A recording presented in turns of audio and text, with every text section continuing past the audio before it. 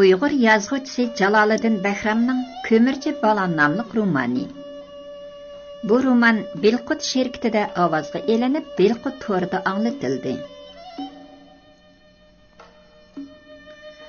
Ayazning deganlari haqliq edi. Dacha selangan 6 yildan beri qanchalagan oshpaz cho'kanlar keldi-yu ketdi. Turdi Hasan ularning birsini toz, birsini bez. U cho'qib yeydigan, bu g'ajilab degandek sabablar bilan kuttiga tepdi. Biroq Chilanliq kantining oqsoqili tepib bergan oyat bu garchi bu yil bahorda kelgan bo'lsin, lekin suvga cho'kkan toshdek Turdi Hasanning ko'ngliga singib ketdi. Turdi Hasan bir qancha kunlar yo'qab ketib qaytib kelgandek bo'lsa, bu cho'kan Oyoz bilan Oysima emas, hatto Xol Ay Naimalarning mangan turgan, yetalgan, kekirganlardan tortib gap so'zlarigacha doklad qiladi. Shunga Turdi Hasan uningga ishongashga Oyozning qo'lidagi tilxatni o'g'irlash ishini qo'rqmayla degan edi. Xol Ay, jimib ketdingiz-ku. Oyoz uning siliq mo'rilaridan turtib qo'ydi. Men xato qilibdimanmi? Yo'q, siz bak hiylagar ekansiz. Nima? Hiylagar? Mana amisa. Oyoz adiyalni yuqoriga birla tortish bilan ular butunlay ko'rinmay qolishdi. Adiyal ichidan chirqirash, tatli kulishlar, zaif ingrashlar, tipirlashlar yana anglanishga boshladi. Ular ertasidan boshlab bog'da billa ishladi. Uzun vaqtlardan beri eri bilan billa ishlaydigan Oysimaga havas qiladigan Xol Oy tunji qitim orzusiga yetgan edi. U Oyoz bilan onarliqlarning tuvini yumshitib, o'tini elish, uzumlarning harom sho'nglarini qirqib, shalonlatish, tüviga tushgan olmalarni yoymoqoq selishdek ishlarga shundoq kirishib ketdiki, u o'zining oddiy dehqon ayoli bo'lib qolmaganiga ichidan o'kindi. Ishtahasi echilib, odatdagi tomoqmi shuncha mazali bo'ldi. Mana bugunmi ular bir kun kechgacha olma qiyomini algakdan o'tkazib, shira ham taxtaylarni maylab yoymoqoq selishdi. Kechdi bo'lsa, ikkisi Nozirning hayvatli ko'jirsida billa yetib qolishdi. Lekin xushalliqning umri qisqa bo'ladi degandek, Turdi Hasan Urumchiga manganning 5-kuni cho'ng darvoza qattiq urildi. Oyoz bog'dan chiqqancha oldirab berib darvozani echishiga Tuğluqning dadisi Amrulla Tambir chiroylari o'mso'rin holda kirib keldi. Oyoz Tuğluq bilan ko'rishgili Tarsuga borganda bu odam bilan xeyli uzoq ham suhbatda bo'lganligi kitobxonlarning yodida bo'lsa kerak. Amrulla Tambir hoyliga kirmayla baqirib ketdi. "Hoy Oyoz, ovu bobi xo'jayiningni chaqir!" dedi Amrulla dochi binasiga qo'l shiltib. "Har qancha nozir pozir bo'lib ketsimi bir beshi bordi u xumsining. Men uning 70 pushtini qo'yg'ili keldim. Qani, mening oldimda dallang turib javob berib baqsin." Bu asnoda o'zimning harom sho'nglarini putashqa yordamlashgan Xol Oy bog'dan chiqib ularning qishiga yetib keldi. U yo'chilla bir buvayning kirgancha vaqirab, jorqirab ketishlariga qarab hech ishni anqiramadi. Shundaqdimi Nozir pozir degan gapdan yuragi eg'ib dodillashdi. "Bo'ldi qil Amrulka, har qancha vaqirg'ining bilan tu Nozir yo'q, u Urumchiga ketgan." Oyoz buvayning oldini to'sib vaqirdi. "Nimaga bundaq judurning o'rlab sapralik qilasan? Gaping bo'lsa yo'lida qil. Mana Nozirning ayoli yeningda turmamdi." Buvayning qo'yiq oppoq qoshlari ostiga yoshiringan ro'shan cho'ng ko'zlari xol oyga tikkandek qadaldi ham qo'lini shiltig'inicha yetib keldi. "Voy, xonog'icha, o'g'lim qizingiz bilan ishpash tortishib qopdimi deyli. Ma'qul." Amrulla oppoq soqollarini tutamladi. "Buning nemasi yomon? Xaridori bo'lmagan qizning nima ahvoliga ha? O'g'lim xaridorligini qilib yomon qiptimi? Ammo berish, bermaslik har qaysinglarning insofiga bog'liq. Cho'ngda da nima ekanligini zodila anqirammidim," dedi xol oy muloyimlik bilan. "Editlik qilib so'zlab boqqan bo'lsizlar. Amisa anglab qo'ying. Esil zodi xinam."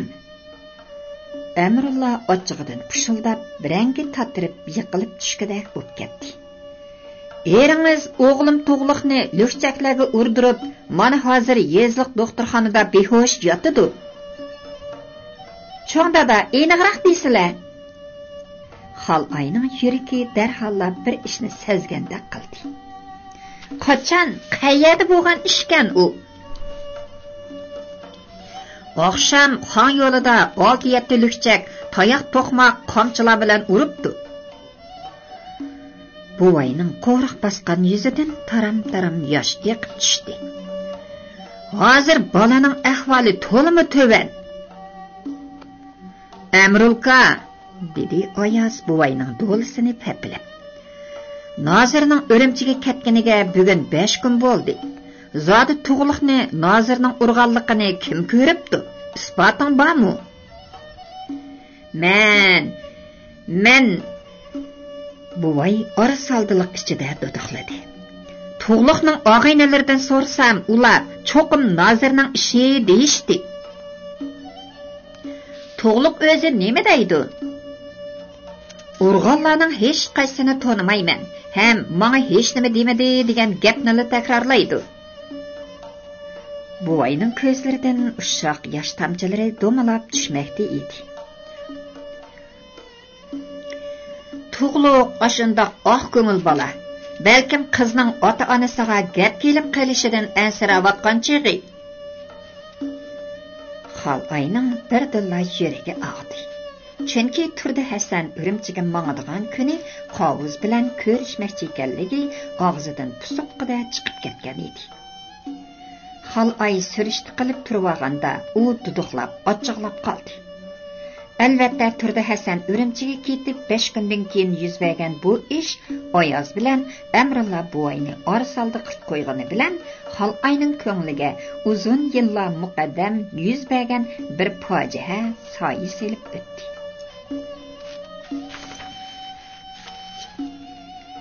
"Oyoz, bu mo'chpit buvay yo'lda chanqabmi qolgandir. Boqqa boshlab mehmon qiling," dedi Xol oy oldirgan qiyofatda. "Men uyga kirib chiqaman." Xol oy yugurib degidek uyga kirib ketdi. Oyoz buvayni tol bo'stonga akirib, har xil chekilgan üzümlardan oldiga qo'ydi. O'zi bir damdala har xil olma, algrat, shaptollardan qiqib tayyorladi. Angacha Xol oy oldirab yetib keldi-da, qo'lidagi so'mkani Oyozga tutqazdi. "Yal-yemishlarning yaxshilaridan qachilayli." Xol oy o'zimi oldirab olmalarni so'mkaga selishga boshladi. "Cho'ng dadimizning deyishiga qaraganda, tug'liqning jarohati og'irda qiladi. Shunga darhol nahiylik doktorxonaga, bo'ldi, eng yaxshisi shaharga yetkayli." "Xonim." Amrulla buvay xijil bo'lib qolgan edi. O'zri farishtadek cho'kkan ekanlar. "Men ochchig'imda sal bemasal ish qilib qo'yganda qilib, ko'ngillarga olmagan bo'lsizlar. Hozir bu gaplarni deydigan chaqamiz. Qani tez mangayli." Ular taksi yoki minibus to'sish uchun darhol cho'ng yo'lga chiqib ketishdi. Urumchidan palti kakisini qoqtirib yenib kelgan turdi Hasan dochaga kelibla Xol oy bilan san-pan deyishib qoldi. "Nima degulik? Qandoq tatquluq bu?" peshonasida chaqqangina nozirlik tojisidan, ayminib kirgilib bo'lmaydigan surlik ishxonasidan, amal o'rindiqidan, eng ichinishliqi bir qadam uyan, bir qadam buyon piyoda mang'uzmaydigan qo'liqi yumshoq mashinasidan ayrilib qilib, xuddi beshi uzilgan yilondek bo'lib qolgan turdi Hasan. Әмді қақла алдыда, болыпмы әғзәм төрідек күшәнділерінің алдыда қандақмы баш көтіріп жүре. Бұла етмегендек еліқі Линазырның салған қоқақлырчы. О, мұшындақ мұсапырның күчкідек аникум боп қайтып кәсі, қотыны деген үндімес, олың нечүйік демей, қауыз деген тұңғыз білән неме ела тәтіріңіз ба? Sizning qo'lingiz bo'lmasa, u qaravatqu cho'qir to'g'liqni nədin biladi? Agar to'g'liqqa biror ish bo'lib qolsa, naymaga qandoq javob berasiz? deb savol so'roqni yog'diribdi desa, texi o'zangi divonini nurg'un pul g'ashlab shaharda davolatganini ko'mamdigan. Bu nima degan ta'tir jahon, a? Men qilarman 30, Xudoyim qilar 9 degan daxli gap bo'ldi-ku bu. Tova, ko'murchi degan noahlini ko'zdan yettirmay halok bo'lib atsam, xotin degan aqlsizning uni pul xajlab qutqizvog'ini nimasi? Mana shu turqidimi o'g'irliqcha gapning shashqa amroq oyat bu cho'ng hujrada bo'linayotgan gap so'zlarga eg'izini tutgan holda quloq yoqmoqda edi. Rasla uy ichida g'azabdan jaqildab titrayotgan Xolay qo'llarini shiltib o'rnidan turib ketdi. Siz Urumchiga mang'digan kuningiz atdeganda tor suvga nima deb bordingiz? Xolay oppoq tatirib Dilqut xazinasi. Ashu salapitingizni taxt eshigiga ep qo'yib, bir oddiy ko'murchi bola bilan so'dalashdingizmi? Viyay, nomusdan o'lay davatiman. Sizni qandoq kuch, qandoq manfaat mushundaq past shupay qilyapti? Xolay, og'zim bor debla devaman. Turdi Hasan maxfiyatligining oshkor bo'lib qolganligidan o'sal holatda qolgan edi. Ras, Naimaning kelgusi iqboli uchun tor sug'i bordim. Lekin buning ko'murchi bolaning hodisiga uchirganligi bilan nima munosabati bor? Munosabati bormi, yo'qmi? O'zingizdan sap beqing. Xolay yuz xotira qilmadi. Agar vaqtida ho'shingni yig'ib, etangning tizginini tatmasang, bu komediya muqarrarki tragediyaga aylanadi. Sen yotqanga qarab tutsinmoqan kerak edi. Keyingi kunlarda pushaymon qilibmi ulgurmaysan. Qani, bu gaplaringizni menga tushuntirib bera olamsiz? To'g'ri, men Naimaning kelgusi uchun u divoniga qo'rqoq soldim. Bu butunlay normal ish. Turdi Hasanmu bo'sh siyosiyon emas edi. Biroq men Urumchiga mengib 5 kundan keyin u xon yo'lida tayoq yegan tursa, qandoqmi bu ishda mening qo'lim bo'lsin? Xolay больница bir kecha tug'liq bilan paranglashib, erining qovuz orqali tug'liqni urdirganligiga ishondi. Shundala u buningdan 20 yillar ilgari Mas'udni nima maqsadda o'zining shopiri qilganligi ham xotini Tahrnisa bilan ikkisiga sharoit yaratib berganligi, shundaqla ularning noshayan ishlarini bilib turib sukut qilganligi. Bo'libmi Bejingga manganda mashina oshqichini Mas'udga qasdan qoldirganligining tegiga yetgandek bo'ldi. Shunga g'azab ochiqida deyishga tegishlik bo'lmagan ba'zi sirlar og'zidan pusuqqida chiqib ketdi. Siz bundaq ishlarning pirkomilli. Xolayning butun vujudi larziga kelgan edi. Esingizda-du, 20 yil ilgari siz Bejingga ketib 5 kun bo'lganda 2 yosh mashinangizda portlab qop-qora ko'sayga aylangan. Turdi Hasan xotiniga xanjarda qadaldi. Uning qarchiqlari go'ya o'g'i ichib o'lgan odamning qarchiqlaridek qetib qolgan edi. Nafsimi to'xtab qolgandek tinig'ini belgili bo'lmaydi. Ammo bag'an seri bo'zib, totirib, o'zgarayotgan, ko'kirayotgan chiroyidan, yerim qisilgan qiyoq ko'zlaridan odamning teni aymangidek surlik bir cheqin dammu-dam ushqundaydi. Chunki Turdi Hasanning ichida uzun yillardan beri uxlab yotgan bir choyon barliq putlari bilan o'milashga boshlagan edi. Ayol kishi sherin dushman degani barhaq ekan. Shuncha yillar o'tib ketdi. Qonun uchunmi mangu yeshilmas sir bo'lib qolgan oshu maxfiyatlik kishilar ko'nglidan ko'tarildi. Untildi, unutib ketishdi.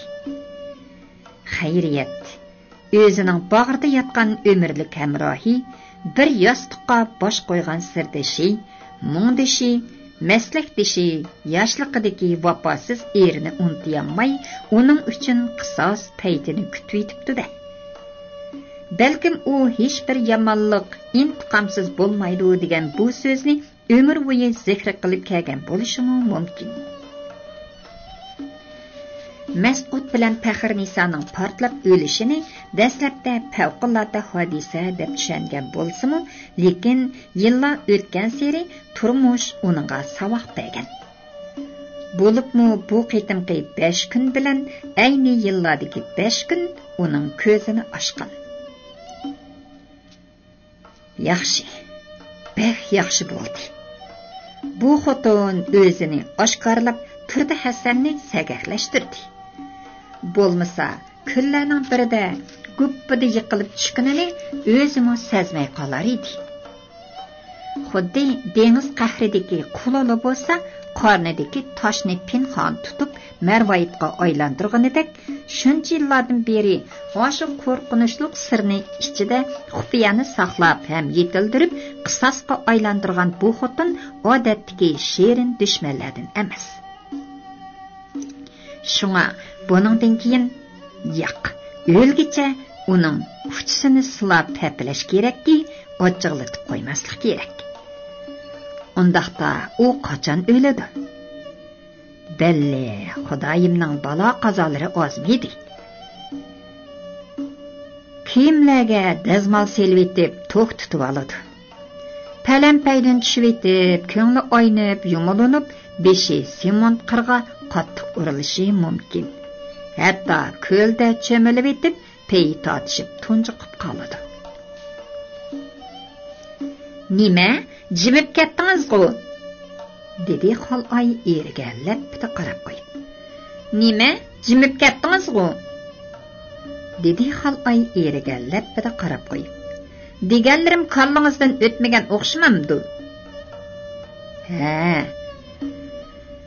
Turdi Hasan cho'chib beshini ko'tardi-da, bir qismala kulib qo'ydi. Endi Xolay o'ylab baqsam, sizning xafa bo'lishingiz yo'lliq ekan. Qovuz Naymaning gapini qilayvergashga, qizim hozir tug'liq degan ko'murchi balani tepib olibdi deb qo'ygan edim. Lekin u iflosning bundaq qilarini faqatli o'ylamabdimi? Zodi shuning bilan bodi keldi, dodi muomala qilmasangiz bo'lmamdi. Qiziq ekansiz. Mendan qarz olgan pulni tirildirib olmasam bo'lamdi. Turdi Hasan birdamdala bechora qiyofatga kirib oldi. 200 ming so'm, oz pulmi? Qovuz dadasidan hal qilib bermoqchi bo'lgan edi. Qachon kirasiz? Bugun atdigan qatnash bekitidan Udulla saunaga borgan edim. Turdi Hasan yig'ir tinib qo'ydi. Qovuz ati menga bir yo'l qo'ying degan edi. Aşı iflasning gapiga ishondingizmi? U bəson, bəmison, oldisin, oldimisin, surishti qilmasam bo'lamdi. U bir oz chechilib qoldi. Yoki 200 ming so'm mazoga yangoq atgandek iziraksiz yo'qolsinmi? Бүгін әттеген Тұрды Хәсәннің машинадан түшіпла саунаға барғанлығы рас еді. Xuddi ördəkni yesəң, g'ozning peydi bo'l degandek, u birinchidan tug'luqning adibini beralidimi yo'q. Buni bilish bo'lsa, ikkinchidan pensiyadan iborat shum xabarni ota bolaning anglamaganligini tantanglab ko'rmoqchi bo'ldi.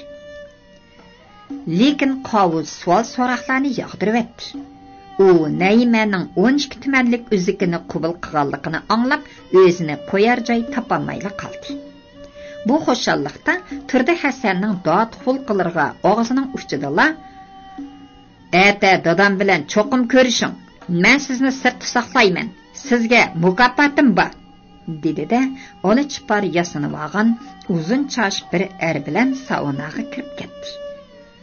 To'g'liq to'g'riliq yoki pensiya haqida hech qanday huquqqa ega bo'lmagan Turdi Hasan xomush holda Iran yezisiga ketadigan bekatga oldirab menib ketdi. "Bo'pti. Berib surishti qilsangiz qiling. Bu oz pul emaskan", dedi Xalqay chekisini uvlab. "Nayma to'g'riliq gap qilmaysiz-ku? U qachon kelmoqchi?" Ular jiddiy holda ikki do'konning hisobini tekshiryotdi. Birer haftalardan keyin kelib qolarmikin?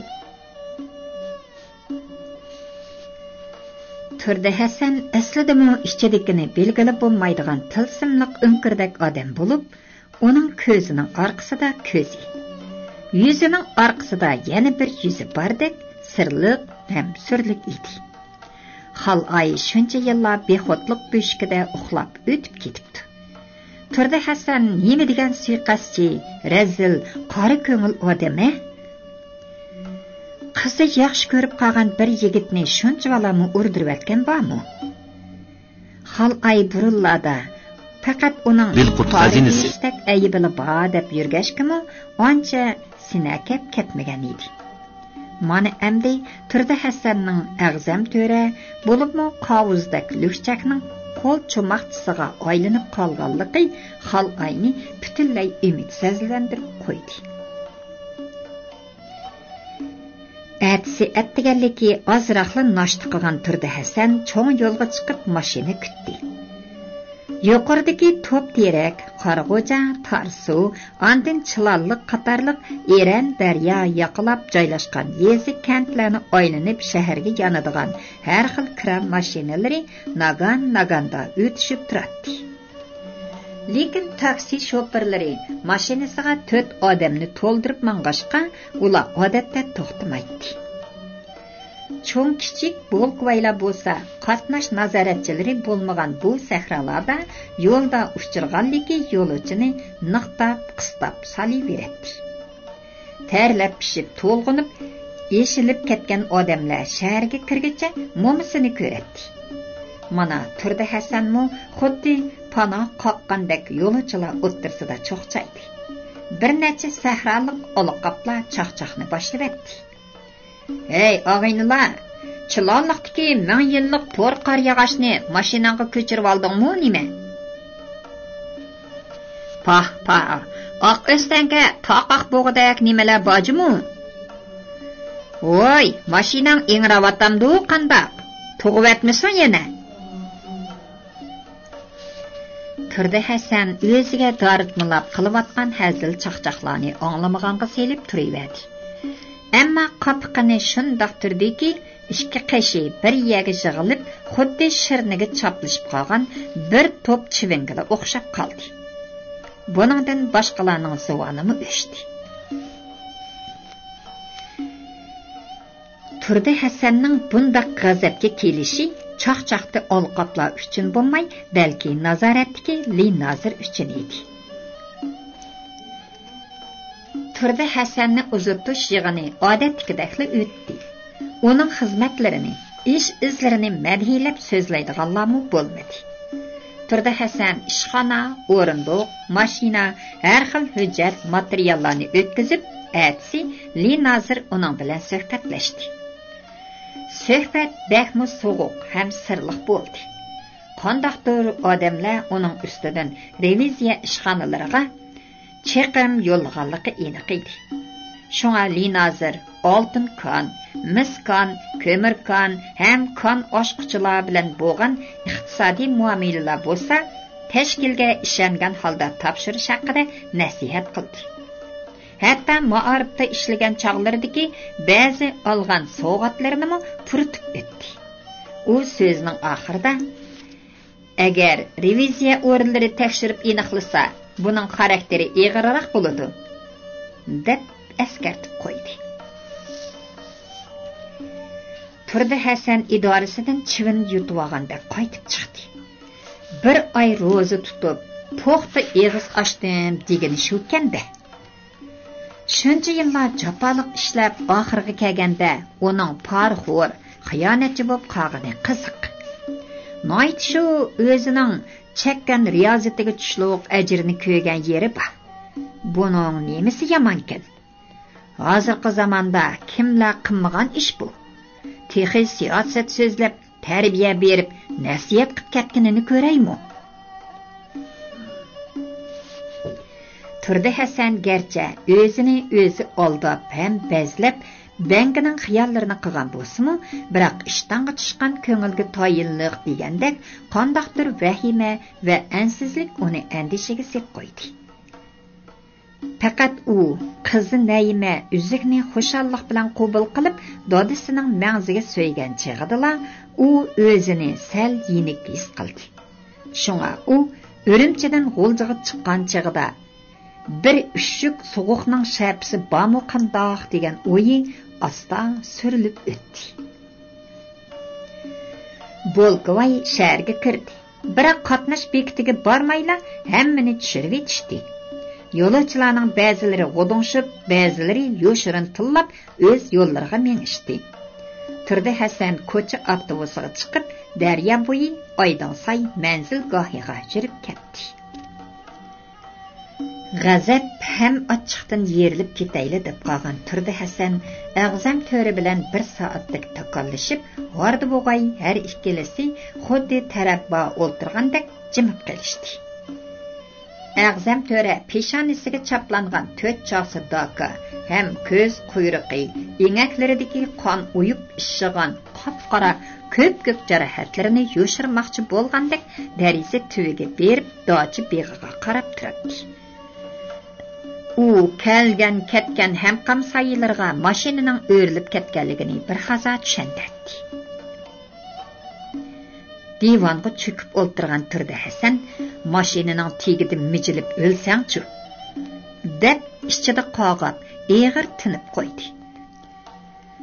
Uning bu chaqqicha toqatsizlanib kelayotgani oltin do'koni ishqa tushib bo'g'icha ashu pensiya degan la'natining xabari Ag'zam do'kning salpan quloqiga tushib qolmasa ekan degan ansirash edi.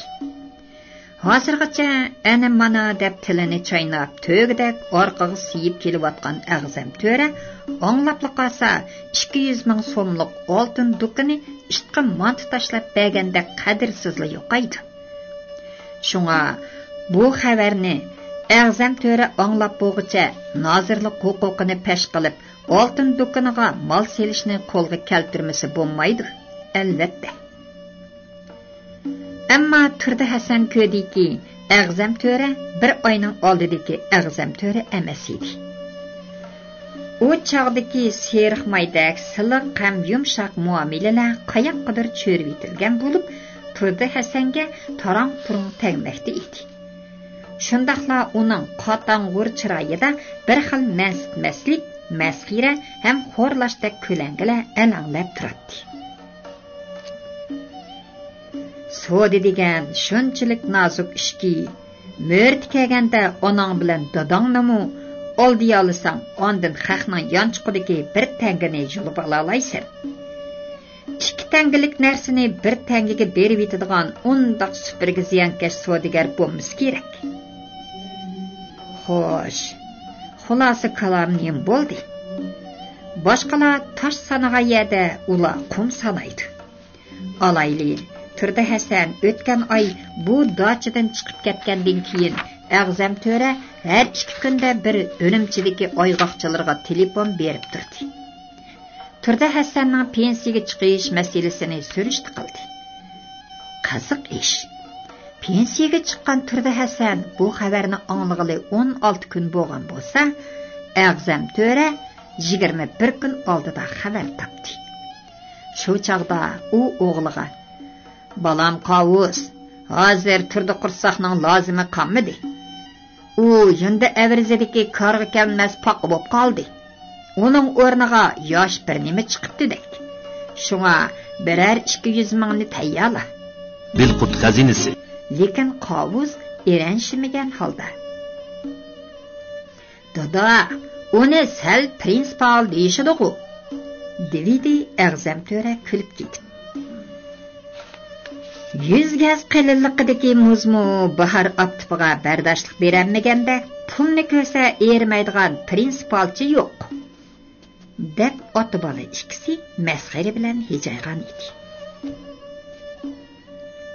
Mana hozir bo'lsa, muni so'g'uq zalla nozir olajoqqa so'zlab A'zam To'rining qo'ltiqini terlatmoqda edi. Ularning har ikkilisi oldidagi sovib qolgan choyga qarab eg'ir pushildaydi. Albatta, o'ziridek dunyoga to'nilayotgan bir mo'tibar boy lavzida turmasa, xalqi olam nimalarni demas? Turdi Hasanning so'zlarida ham xushamat, ham besim bor edi. Mening hurmat tuhfamni, nom nishonamni esimga solganlarga ming marta rahmat. A'zam To'ra xirxirab kulgunicha ishkiriga qarab baqirdi: "Voy, qaysinglar bor oy, chayinglar muzlab ketdi deyman." Shu chaqcha qorasini ko'rsatmaganini qaramamdigan bu mutahamlarning bo'ynida qip-qizil inchga oysimon tortuq paydo bo'lib qolgan cheqir ko'z cho'kkan biliqiz shipildab kirib keldi. U chaynakni ko'tarib ochqib ketkicha A'zam To'ra uningga qarchig'idek tikilib turdi. "Boya nima gaplar bo'linyapti, ha? Ajabmi ilashtirdi-ku birovdi pay." A'zam To'ra cho'kanning orqasidan olib qo'ydi. "Ha, to'g'ri. O'z lavzida turmasa, xalqi olam nimalarni demas degandek bir qismli gaplar bo'lingandek qiladi dedi." A'zam To'ra: "Qizim sana aytay, kelinim sen angla" degandek uy xizmatchisini mutaham Rodipay deyish orqali Turdi Hasanni tillab bir puxadin chiqdi. Albatta, tog'dagi 300 dan ortiq molga qanoat qilmay, yana oltin do'koni haqida joylab yursa, A'zam To'ra: "Hey mutaham, menga Rodipaydek nimanchi esilib olasan?" demay nima deydi? Lekin mol dunyo ko'yida besh cho'rgilab qolgan parasatsiz Turdi Hasan bu ta'addini tushunmay o'tiradi. Ta'assubki 3 yil oldida shundoq lavzi qilganmidim? A'zam To'raning bu gapidan Turdi Hasanning gajigisi qo'rdi. "Bo'pti, lavzi qilganmi bo'lay. Ammo lavzi degan eg'izdagi gap. Qonun hargiz ilg'anmaydi."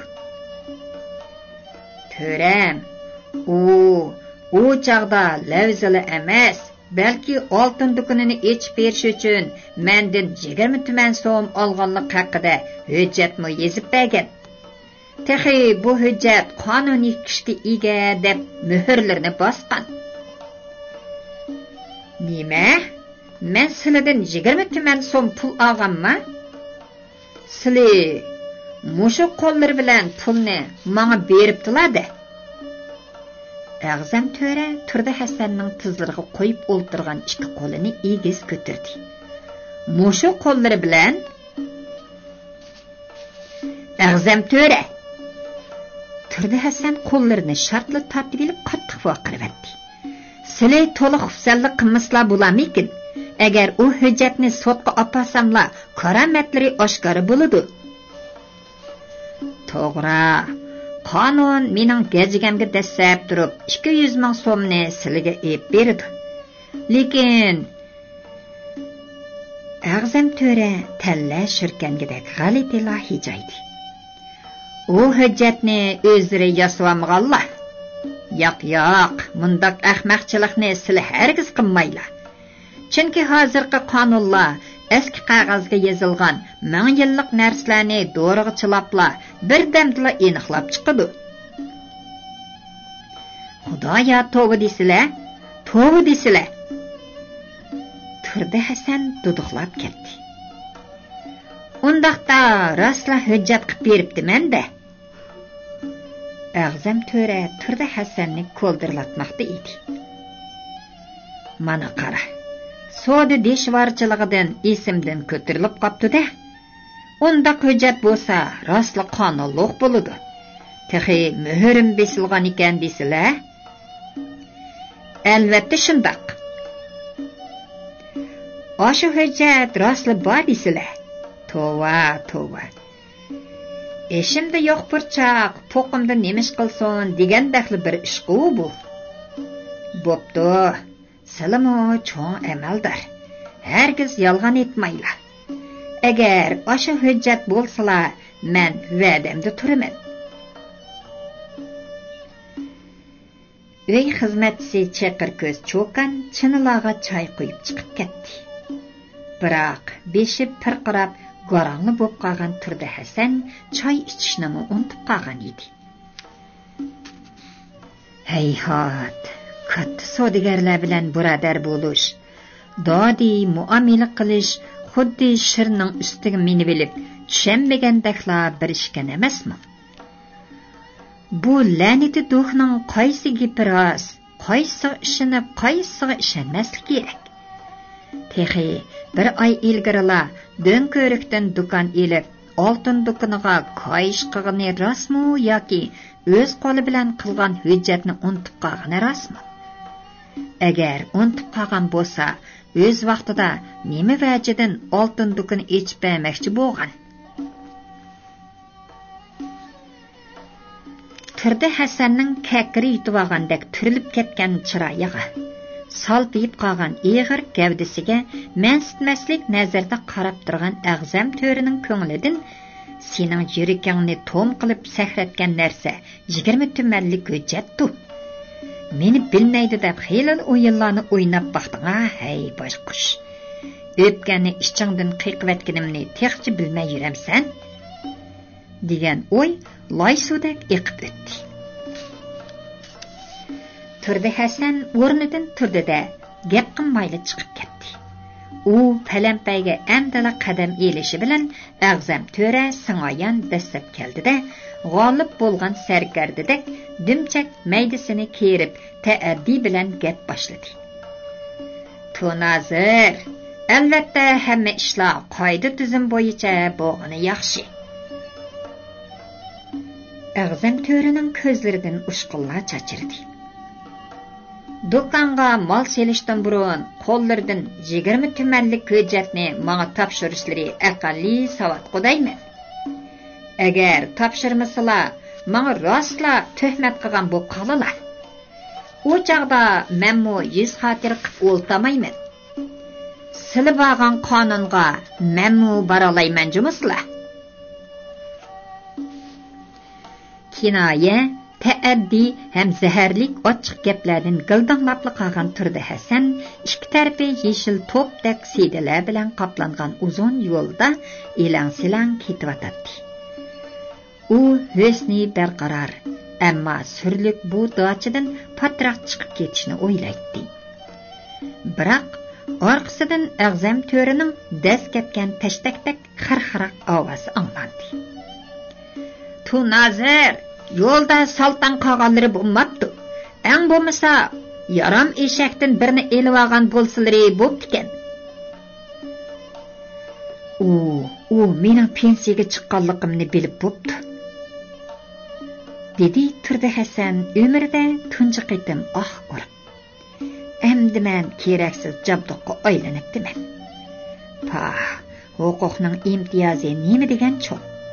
Tönögülla shoh edim, bugun arzimas bir soyaqqa aylandim. Ey, Turdi Hasan, ham Hasan turdilar. kun o'ltirib kech bo'lganda, umringlar oqshom qorong'uligiga kelib qolganda, urg'uninglar nemisi?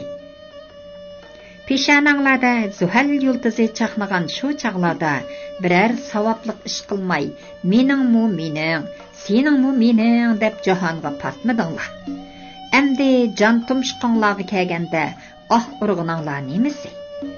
Shunga ota bobolarimiz toj taxt bilan vafosiz xotin o'ttirsida farq yo'q degan bishoratni naq sizlardeklarga qoldirganligini unutib qolmanglar. Turdi Hasan docha darvozasidan chiqibla yig'layapti. To'g'ri, u bugünkidek xo'rlangan emas. Agar mushundaq ahvolga tushib qolmagan bo'lsa, balkim umr bo'yi xo'rliqning ta'mini bilmay o'tib ketgan bo'lar edi. Bu yaxshi bo'ldi. Yig'i degan hajab xosiyat nimikina? Mana u yenikkina bo'lib qoldi.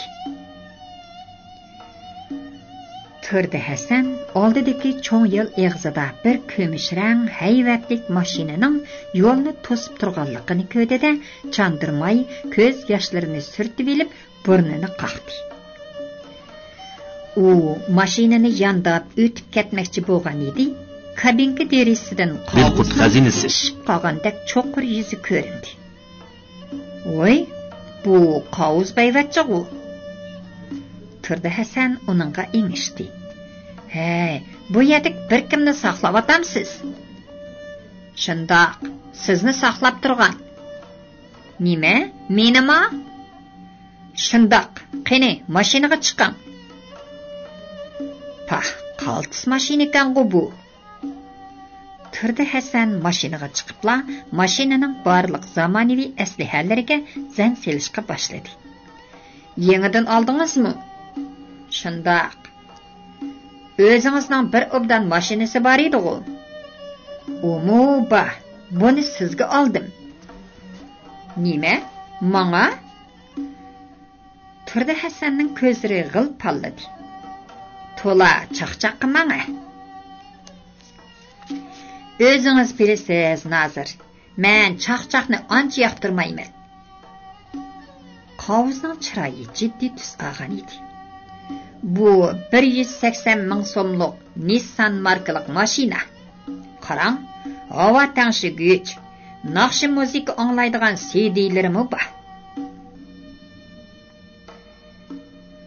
Aslida bu mashina bir shirkat boshlig'ining bo'lib, qimarda qovuzga 40 ming so'mga tava qilib futtirib etdi.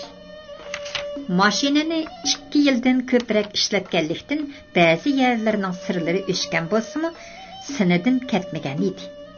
Qovuz uni remont qildirib, qaytadan sir purkib yangi holga keltirdi.